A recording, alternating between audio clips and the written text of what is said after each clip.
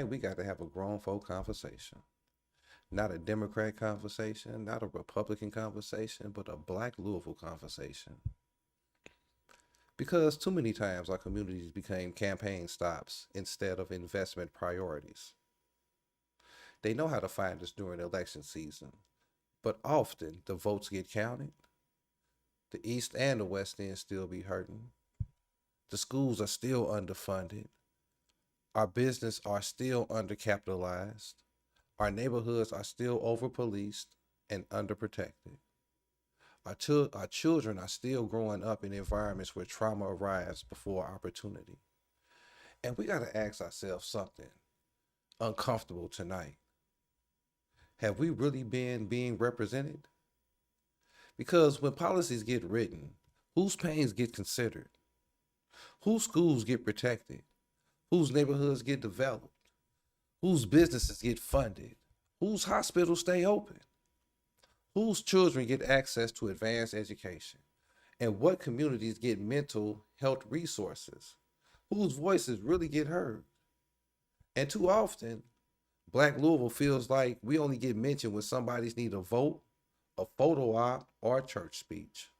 But after that, y'all, we don't get nothing but silence. How you feel about that? Show that pain when you go vote. Let's talk about it, y'all. Let's talk about the attack on Black progress. I got to keep it real with you.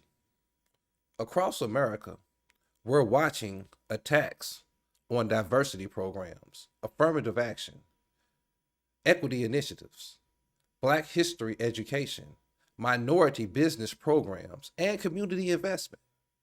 And for a lot of Black folks, that feels personal. To you, that should feel personal. My ancestors did not create affirmative action out of thin air. It came from generations of discrimination that locked Black Americans out of opportunities. We face housing discrimination, school discrimination, job discrimination, banking discrimination. This history ain't even ancient. This history is like 40 years back. I would say 60. But it was not that long ago.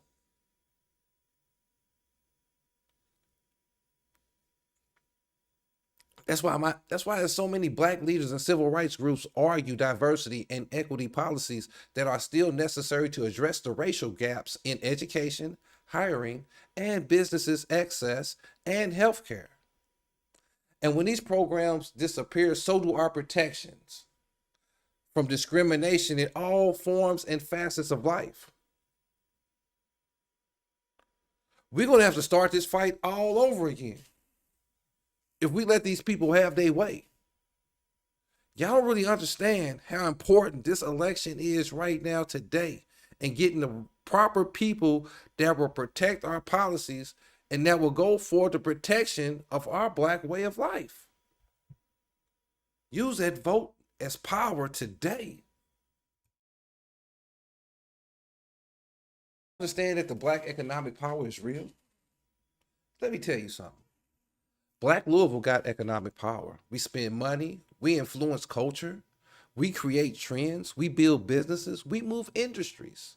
But the question is, why does so little of that money circulate back into our own communities? Why do Black entrepreneurs still struggle getting loans? Why do Black contractors still struggle getting city contracts? Why do Black neighborhoods still fight harder to get grocery stores, healthcare, and investments? That's policy. That's not accidental. Make these people do what they said they was going to do. Hold your receipts to the people that lied to us 2 years ago, 4 years ago. Make them accountable today. Political too. Let's go deeper. Politics affects where hospitals stay funded, whether seniors can afford medicine, whether mental health resources exist, whether health food is available, and whether pollution and environmental hazards hit poor neighborhoods harder. Black Americans nationally continue to face higher rates of hypertension, diabetes, maternal mortality, and shorter life expectancy tied to long-standing inequities in healthcare access and economic conditions. So when somebody says politics don't matter, ask them why healthcare access changes depending on your zip code. Let's not even talk about education, because we know education is survival. And because some of these kids ain't failing just because they dumb, they failing because schools are overcrowded, trauma is untreated, parents are overworked, technology gaps still exist, mentorship is disappearing, financial literacy isn't taught, and meanwhile the world is shifting into AI, automation, cybersecurity, robotics, and digital business. Where do our people fall into any of that? Where are the programs that could segue, not the programs, the funding for the programs that can segue these kids into these things? That's why educational investment matters. That's why workforce programs matter. That's why tech education matters. That's why ownership matters. Because the future don't just wait on communities that politicians forget. They forget about us, man. Every time we voted for them, every time, we still get the same bull crap every year. Keep your receipts when you go to that voting booth. Remember how they did us. Remember how they came to our churches and lied to us. Don't forget. Never forget.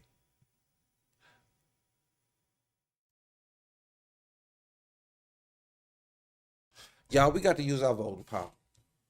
We are not powerless. And you politicians better understand, because one thing that the black people do have, we have voting power, we have cultural power, we have economic power, we have organization power, we have community power. And if candidates want our support, we need to answer, y'all need to answer some real questions. How are you protecting black business? What is your plan for affordable housing? How will you improve black maternal health care? How will you help black students compete in tech economy? What's your plan for violence prevention before incarceration? How will city contracts become more equitable?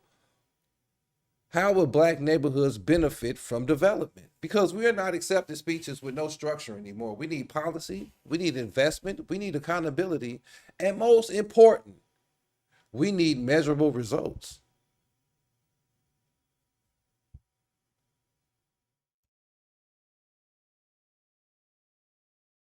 The election ain't just about today.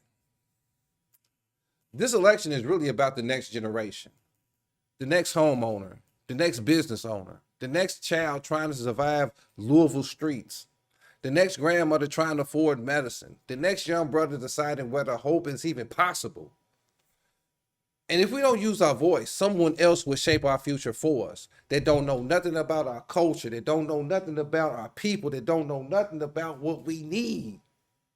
Instead of just throwing ideas in the air. We need real change, people. We need real people who's going to listen to our voices and be systematic in helping change the errors that they've made in the past to help us with our future. Make that vote matter today. Use your power.